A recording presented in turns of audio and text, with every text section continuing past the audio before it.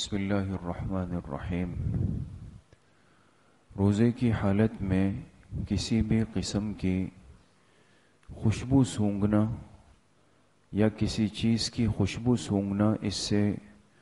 روزے پر کوئی فرق اور اثر نہیں پڑتا ہے۔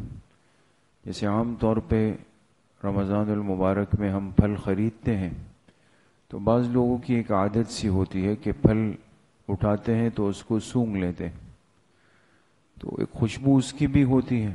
تو پھل کو اگر سونگھ لیا یا کسی پھول کو یا کسی عطر وغیرہ کی خوشبو لگا دی تو کسی بھی قسم کی خوشبو ہو اس کو لگانے سے یا سونگھنے سے روزہ متاثر نہیں ہوتا، روزہ برقرار رہتا ہے۔ اسی طریقے سے اگر روزے کی حالت میں دھواں حلق کے اندر چلا جائے، اب اس کی ایک صورت تو یہ ہے کہ انسان کے ارادے اور اختیار کے بغیر گیا۔ جیسے مثال کے طور پہ ٹریفک میں انسان پھنس گیا، رش ہے، اور ٹریفک کا دھواں جو ہے وہ حلق میں خود بخود چلا گیا، کوئی دل نہیں تھا، ارادہ نہیں تھا کہ یہ ٹریفک کا دھواں لینا ہے، لیکن وہ دھوئیں کا ماحول بنا اور خود بخود چلا گیا، تو اس میں بھی کوئی مسئلہ نہیں۔ لیکن اگر انسان اپنے ارادے اور اختیار سے کسی بھی قسم کا دھواں وہ اندر لے لے ناک کے راستے سے یا منہ کے راستے سے، اور وہ دھواں اندر چلا جائے اپنے ارادے سے، تو ایسی صورت میں روزہ فاسد ہوگا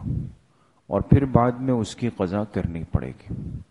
اسی سے یہ مسئلہ بھی اہم مسئلہ سامنے آتا ہے، جیسے ہم اسٹیم لیتے ہیں۔ اب جیسے ناک بند ہے اور انسان اس کو کھولنے کے لیے پانی گرم کر کے اس میں کچھ ڈال کے اسٹیم لیتا ہے، تو چونکہ اسٹیم لینا اپنے ارادے کا عمل ہے، اختیار کا ہے، تو اگر کسی نے ایسا کیا اور روزے کی حالت میں اسٹیم لی تو روزہ فاسد ہو جائے گا، بعد میں قضا کرنی پڑے گی۔ یا بعض امراض میں، بیماریوں میں ایسی دوائیاں استعمال ہوتی ہیں جو سونگھنے کی ہوتی ہے۔ آپ نے دیکھا ہوگا ناک بند ہو جائے تو ایسی ایک دوائی ہوتی ہے کہ جس کو ناک کے نتنوں سے لگا کے صرف سونگھتے ہیں، اوپر کھینچتے ہیں ہم، تو یہ اندر ایک دوائی لیکوڈ فارم میں ہوتی ہے، وہ اس کے اثرات اندر جاتے ہیں، جبھی تو ناک کھلتی ہے، نزلہ کھل جاتا ہے،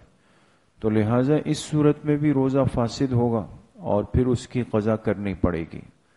یا وہ حضرات جو سانس کے مریض ہوتے ہیں، دمے کا مرض ہوتا ہے، وہ ایک پمپ یوز کرتے ہیں انہیلر کا۔ انہیلر اگر کسی نے روزے کی حالت میں یوز کیا تو اس میں بھی دوائی ہوتی ہے، وہ اندر چلی جاتی ہے، تو اس سے بھی روزہ فاسد ہوگا، بعد میں اس کی قضا کرنی پڑے گی۔ اسی طریقے سے اگر روزے کی حالت میں بعض دفعہ منہ میں بہت زیادہ لعاب جمع ہوتا ہے، تھوک بنتا ہے، تو ویسے تو ہونا یہ چاہیے کہ اگر منہ میں لعاب یا بلغم تھوک بنے تو انسان اس کو پھینکتا رہے، گراتا رہے، لیکن ہر وقت ایسا ممکن نہیں ہوتا، کبھی نماز میں کھڑا ہے، کبھی مصروف ہے، تو اگر لعاب جمع ہو جائے اور انسان اس کو واپس آنے کے بعد حلق میں اتار بھی دے تو کوئی مسئلہ نہیں ہے، اس سے روزے پر کوئی فرق نہیں پڑے گا۔ لیکن فقہا نے لکھا ہے کہ انسان خود ارادتاً جمع نہ کرے، کہ یہ سوچ کر کیا تھوڑی سی راحت ہو جائے گی، ذرا منہ خشک ہو گیا ہے، گیلا ہو جائے گا، تو اپنے ارادے سے اس کو جمع کر کر کے کرے گا، روزہ پھر بھی نہیں ٹوٹے گا، لیکن ایسا کرنا بہرحال مناسب نہیں ہے، اس میں احتیاط کرنی چاہیے۔ الحمدللہ رب العالمین۔